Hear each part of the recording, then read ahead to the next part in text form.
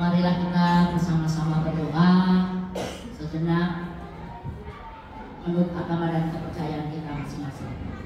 Berdoa mulai.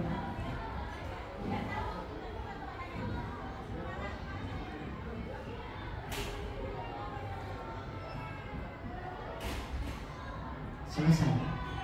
Baik, sebelum kita mulai kegiatan PMM, mari kita briefing dulu. Berdiri semuanya, biar tambah semangat ya. Kita sudah seragam semuanya, kegiatan ini sudah berlangsung dengan baik. Selamat pagi. Pagi. Luar biasa. Tetap semangat. NKRI harga mati. Wah. Ini juga pagi ya, biar tambah semangat ya. Biar otot-otot kita lebih relax. Baik, relaksasi. Selamat pagi. Pagi. Luar biasa. Tetap semangat. NKRI harga mati. Wah. Baik, terima kasih. Semangat untuk semuanya. Baik Bapak dan Ibu, terima kasih banyak. Sebelum kita berlanjut kepada kegiatan hari ini, yaitu kegiatan PMM pada periode kedua, karena periode yang pertama sudah kita lalui, kita laksanakan dari bulan Januari sampai bulan Juni. Sekarang kita melaksanakan PMM pada bulan Juli sampai dengan bulan Desember. Baik, kita lihat di depan, yaitu kita observasi pembelajaran dalam pengelolaan kerja PMM. Ya, sehingga dibuka dulu semuanya laptopnya. Kita sudah mulai. Kita beralih kepada visi sekolah kita, yaitu sekolah SDN Jatiwaringin 12. Harus ada di dalam pikiran kita. Bahkan kalau kita lagi tidur, apa visi kita sudah ada ya. Baik, kita hafal semuanya bahwa visi kita yaitu untuk mewujudkan siswa yang bertakwa ya, beriman, mandiri dan berkarakter serta unggul dalam prestasi, cerdas, berbudaya, lingkungan. Itu sudah mencakup semuanya ya. Kalau makanan 4 sehat, 5 sempurna. Baik, kemudian apa sih misi kita itu ya? Yang sudah terpapar sebelum kita masuk ke sekolah, tentu visi dan misi kita ada. Ada juga di rantek kita ya, sudah di setiap hari sudah jalan sendiri itu ya, menginformasikan bahwa misi sekolah membangun peserta didik yang beriman, berakhlak mulia di lingkungan sekolah SDN Jatiwaringin 12 dengan kegiatan keagamaan ya. Kemudian menciptakan suasana pembelajaran yang mandiri, kreatif, kemudian meningkatkan semangat kerja guru dan staf, memberikan pelayanan pembelajaran yang nyaman dan menyenangkan, dengan harapan peserta didik termotivasi untuk peserta didik untuk mengembangkan dan berprestasi.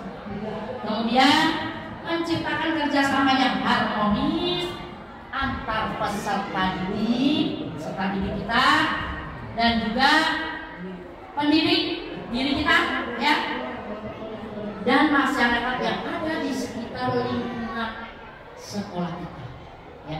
Baik, itulah sedikit kita mengulas kembali ya visi dan misi sekolah kita, bahwa kita mempunyai tujuan tertentu sekolah SD Jatiwaringin 12 yang tertuang dalam visi misi ini.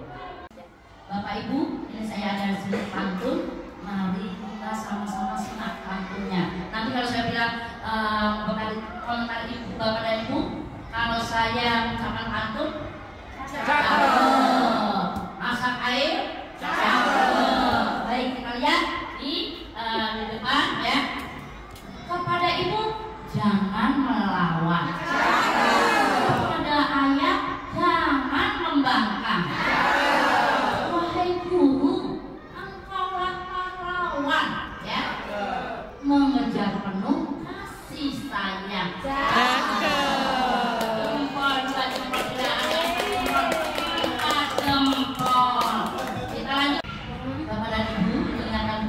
Tujuan dari observasi hari ini, observasi PMM, adalah untuk meningkatkan kualitas pembelajaran dan mutu pendidikan, ya, dengan pengamatan, menyimak dan merekam. Manfaat observasi PMM itu sendiri membantu guru dan kepala sekolah mengevaluasi dan merefleksikan proses pembelajaran di kelas Bapak Ibu masing-masing. Ya, dari kami kembali membantu guru dan kepala sekolah mengevaluasi, merefleksikan proses pembelajaran yang ada di kelas masing-masing.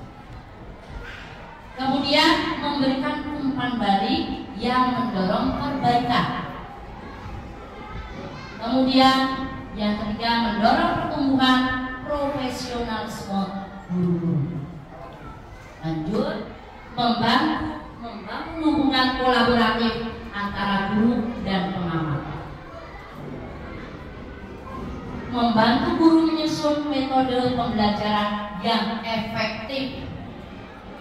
Bagaimana pelaksanaan observasi pembelajaran kelas dilakukan yang terintegrasi PMM? Lihat, mengapa perlu transformasi pengolahan kinerja guru dan kepala sekolah? Baik, kita lihat transformasi pembelajaran itu semua pegawai mendapatkan pengakuan atas kinerjanya. Yang menunjang transformasi pembelajaran untuk mewujudkan pembelajaran yang berorientasi kepada peserta didik kita. Tahapan pelaksanaan pengolahan kinerja itu ada 3 tahapan Bapak dan Ibu. Ya, Mas Ika, Pak Nadi, coba yang pertama. Tahapan perencanaan guru.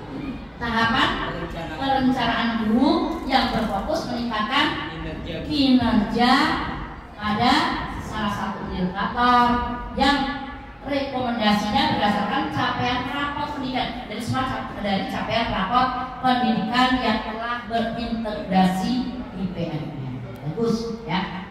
Tahapan yang kedua, coba Bu Penny. Tahapan yang kedua Bu Penny. Tahap pelaksanaan observasi yang dilakukan kepala sekolah. Observasi yang dilakukan Kepala sekolah. Pelaksanaan dilakukan kepala sekolah yang akan melakukan observasi di setiap kelas, dilakukan penilaian berdasarkan rubrik yang telah disediakan di PMM itu sendiri. Kemudian yang ketiga, yaitu tahapan yang ketiga, bagi Yaitu penilaian yang dilakukan oleh kepala sekolah. Penilaian yang dilakukan oleh kepala sekolah dengan melihat kemampuan capaian guru untuk predikat kinerja yang terintegrasi dengan sistem e-kinerja BKM. Baik, sasaran penggunaan pengolahan kinerja itu sasarannya sama siapa aja sih? Siapa saja tidak apa sasarannya ya? Ada 3 ya, yaitu guru ASN. Jom, yang guru ASN ada berapa guru ASN? 1, 2, 3, 4, 5, 6, 7, 8, 9, 10, 11, 12, 13 ya. Baik, guru ASN yang ada di kita ada 13. Sasarannya guru ASN, yang kedua adalah guru kepala sekolah itu sendiri sebagai atasan, kemudian guru non ASN ya yang dianjurkan ya, karena sama-sama ya kita walaupun yang satu ASN yang satu non ASN.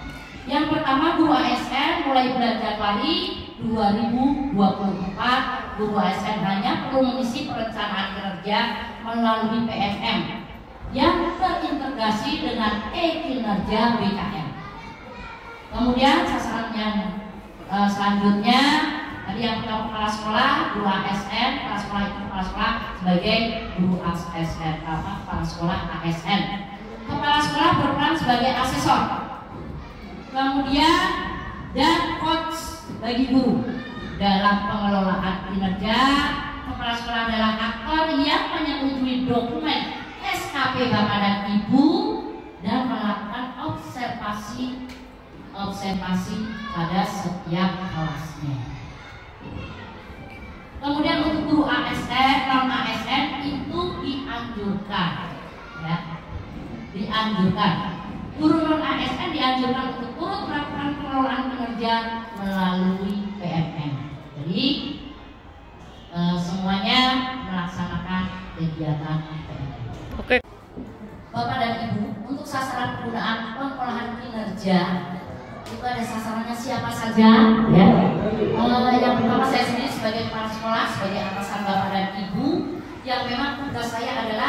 sebagai penilai dan mengobservasi apa yang sudah Bapak refleksikan dalam kegiatan KBM yang ada di kelas Bapak dan Ibu. Nah, untuk tenaga pendidikan, pendidik dan tenaga pendidikan yang ada di SDN Jatiwaringin 12 meliputi 8 PNS, 7 P3K, untuk ASN jumlahnya adalah 13.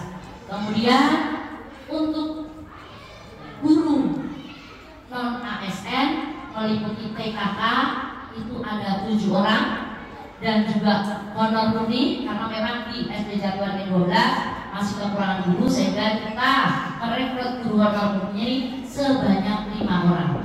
Selain itu juga ada, tapi tidak diwajibkan atau tidak digunakan peluang kinerja PNM, ada 4 tenaga kependidikan, 1 TU, dan 3 penjaga atau pramu kebersihan di sekolah.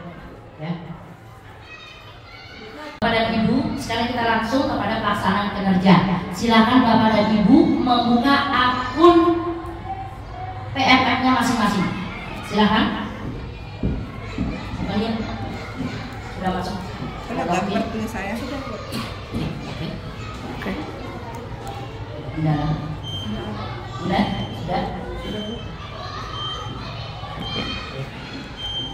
Wangi? Sudah.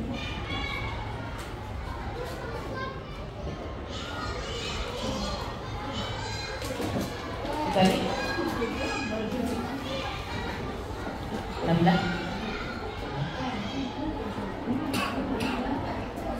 Oh, lihat ya.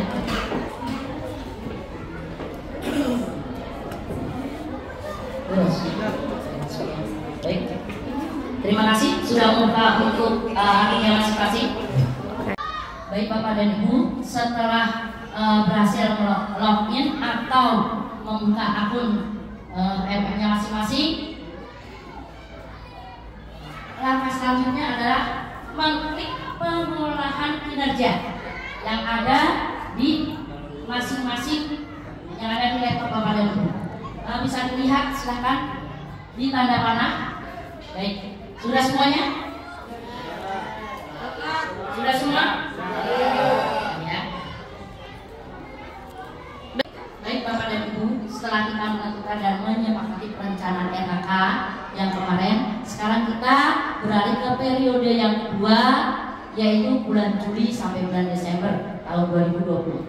Silakan Bapak dan Ibu buka pada periode yang kedua. Baik Bapak dan Ibu, sekarang Bapak dan Ibu tolong dilihat ke layar masing-masing, ke layar depan, dan sambil melihat di akunnya silakan mengganti periode kedua, yaitu periode kedua dari bulan Juli sampai bulan Desember di 2024 ini. Sudah? Coba dicek masing-masing. Sudah ditulis periode yang kedua? Sudah. Baik, terima kasih. Bapak dan Ibu, setelah Bapak dan Ibu hasil kinerjanya PMM sudah dinilai oleh saya, Bapak dan Ibu bisa melihat perubahannya di tampilan dan sebelah kiri. Dan Bapak dan Ibu setelah melihat tampilan sebelah kiri, Bapak dan Ibu bisa melihat progresnya dan memantau observasi di kelas Bapak dan Ibu masing-masing. Bapak dan Ibu, setelah itu kita diskusi persiapan observasi kelas, ya, yaitu 1 fokus perilaku kerja, 2 upaya mempelajari, 3 jadwal observasi, dan yang 4 unggah dokumen perangkat ajar. Baiklah Bapak dan Ibu, setelah itu Bapak dan Ibu bisa mengupload modul ajar di akun Bapak dan Ibu masing-masing. Setelah Bapak dan Ibu memulai pengisian dokumen persiapan observasi kelas, sudah semuanya, maka klik kumpulkan. Setelah itu siapkan modul ajar atau RPP yang akan diunggah. Sudah. Kemudian penilaian observasi pembelajaran di kelas yang dilakukan 1 kali setiap pertemuan. Bapak dan Ibu sekarang siapkan modul ajar yang akan diupload. Selanjutnya Bapak dan Ibu mengisi jadwal observasi yang ada di akun Bapak dan Ibu, yaitu pilih tanggal untuk pelaksanaan observasi. Sudah. Kemudian pilih jenjang dan kelas yang akan diobservasi. Kemudian tulis mata pelajaran atau modul proyek yang ingin diobservasi. Bapak dan Ibu bisa mengisi jadwal observasi pada akun masing-masing dengan memilih tanggal untuk pelaksanaan observasi, kemudian pilih jenjang dan kelas yang akan diobservasi, lalu tulis mata pelajaran atau modul proyek yang ingin diobservasi, dan gunakan kolom ini untuk memberikan informasi penting untuk kepala sekolah. Sampai di sini Bapak dan Ibu ada yang ingin bertanya? Bu, Ya. Untuk mata pelajaran itu ditentukan atau bebas? Untuk mata pelajaran, pilih salah satu mata pelajaran yang akan diupload. Bapak dan Ibu bisa mengisi jadwal observasi pada akun masing-masing dengan memilih tanggal untuk pelaksanaan observasi, kemudian pilih jenjang dan kelas yang akan diobservasi, lalu tulis mata pelajaran atau modul proyek yang ingin diobservasi, dan gunakan kolom ini untuk memberikan informasi penting untuk kepala sekolah. Sampai di sini Bapak dan Ibu ada yang ingin bertanya? Bu, Ya. Untuk mata pelajaran itu ditentukan atau bebas? Untuk mata pelajaran, pilih salah satu mata pelajaran yang akan diupload. Selanjutnya, apabila ada dokumen yang ingin diunggah, maka klik unggah. Apabila ingin mengganti dokumen, klik edit dan klik kumpulkan jika semua isian sudah lengkap. Baik Bapak dan Ibu, setelah Bapak dan Ibu sudah selesai mengupload modul ajar masing-masing, maka saya akan melaksanakan tindak lanjut observasi ke kelas Bapak dan Ibu. Saya akan melaksanakan atau melakukan refleksi, diskusi dengan Bapak dan Ibu, dan melakukan upaya tindak lanjut. Kemudian Bapak dan Ibu, setelah Bapak dan Ibu melaksanakan observasi di kelas masing-masing, maka Bapak dan Ibu bisa mengisi tindak lanjut di akun masing-masing. Bapak dan Ibu, untuk mengisi tindak lanjut observasi kelas itu biasanya menceritakan tantangan atau kendala yang dihadapi Bapak dan Ibu ketika melakukan praktek pembelajaran yang ada di kelas. Kira-kira ada nggak Bapak dan Ibu kendala dan hambatan yang Bapak laksanakan di dalam kelas? Ada Bu. Apa itu? Ya mungkin di setiap kelas pun ada. Tidak apa, misalnya anak yang sulit fokus dalam pelajaran, jadi dia tidak bisa diam atau malah mencari pekerjaan yang lain. Nah, itu bagaimana? Mencari sendiri Iya, sebenarnya ya. iya. Baik Bapak dan Ibu, ini kita bisa mencari solusinya dulu, dan nanti Bapak dan Ibu bisa kita lihat contoh dari kendala atau tantangan yang ada di buku ini ya, di kegiatan belajar mengajar. Bapak dan Ibu bisa mencari solusinya dan mengisinya dalam formulir tindak lanjut. Paham Bapak dan Ibu?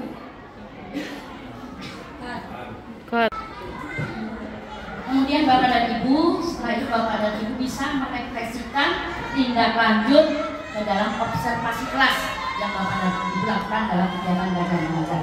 Apakah sudah Bapak dan Ibu laksanakan? Ada Bu, seperti di kelas saya ada anak yang tidak fokus. Apakah itu bisa dimasukkan ke dalam tindak lanjut? Bisa dimasukkan ke dalam formulir tindak lanjut dalam observasi kelas yang dapat ini. Bapak dan Ibu selanjutnya bisa merefleksi dan menuliskan di dalam akun kinerja Bapak dan Ibu masing-masing.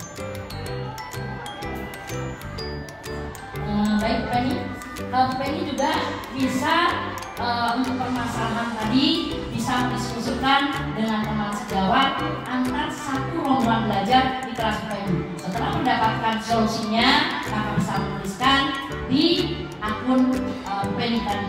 mengisi di tindak lanjut. Akun isi di favorit tindak lanjut. Kira-kira begitu? Gimana? Yang lain? Bisa? Selanjutnya Bapak dan Ibu bisa merefleksi tindak lanjut observasi kelas ke dalam akun Bapak dan Ibu. Dan Ibu, setelah itu Bapak dan Ibu bisa mengisi formulir refleksi tindak lanjut observasi kelas. Pada bagian kiri merupakan hasil pengisian rencana tindak lanjut Anda. Kemudian klik selengkapnya untuk melihat lebih rinci. Dan isi maksimal 500 karakter mengenai hasil inspirasi yang sudah didapatkan dari pembelajaran. Lalu 3 tantangan yang paling sulit yang akan Anda hadapi dalam melakukan perubahan tersebut bisa Bapak dan Ibu lihat dari kolom ini. Kemudian bagaimana rencana Anda dalam mengatasi tantangan tersebut agar bisa memastikan perubahan yang terjadi. Nah, nanti Bapak dan Ibu bisa mengisi ke dalam kolom yang sudah tersedia. Kemudian mengisi seluruh lembar pertanyaan refleksi dari tindak lanjut kegiatan pembelajaran yang sebelumnya.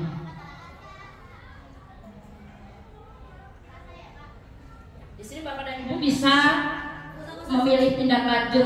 Oke, setelah pelaksanaan observasi kelas sudah selesai, ditandai dengan angka menunjukkan 100%. Selanjutnya, Bapak dan Ibu perlu mengumpulkan dokumen sesuai dengan RHK yang sudah ditentukan sebelumnya. Selesai.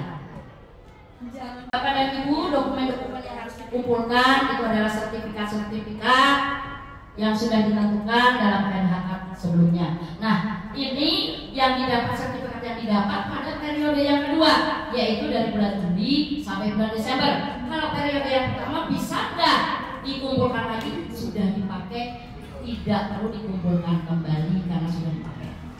Paham Bapak dan Ibu? Paham. Oke, terima kasih.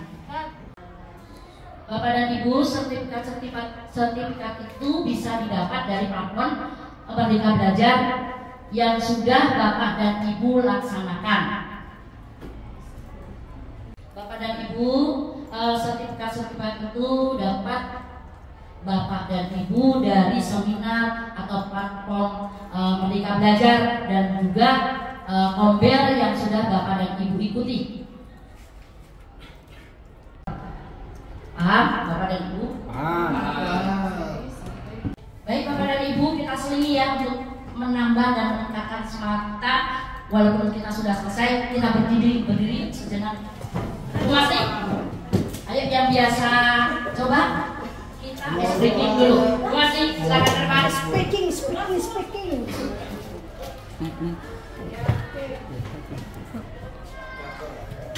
Oke, mau menampilkan apa ini? Semangat dulu. Oke, semangat udah kan?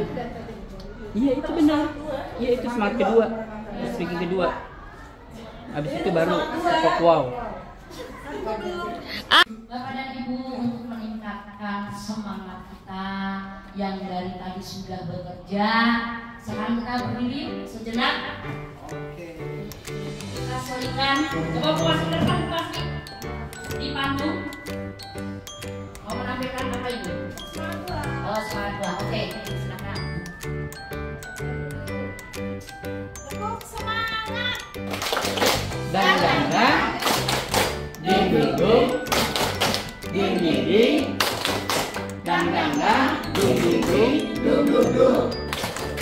se aha ma aha nga aha semangat. Tepuk tangan untuk Marti. Terima kasih. Ibu, ada lagi yang mau menampilkan mungkin menghilangkan kelelahan kita? Nabila? Bu Medi? Terima kasih Bapak dan Ibu. Dengan pelaksanaan kegiatan PMM periode yang kedua, pengisian dari bulan Juli sampai bulan Desember, maka berakhirlah kegiatan ini. Semoga menambah wawasan kita, meningkatkan mutu kualitas pendidikan yang khususnya ada di SD Jagoan 12. tetap semangat untuk Bapak dan Ibu, dan untuk kegiatan selanjutnya kita lihat dan menunggu informasi yang akan datang. Baik, terima kasih. Wabillahi taufiq wal hidayah. Wassalamualaikum warahmatullahi wabarakatuh.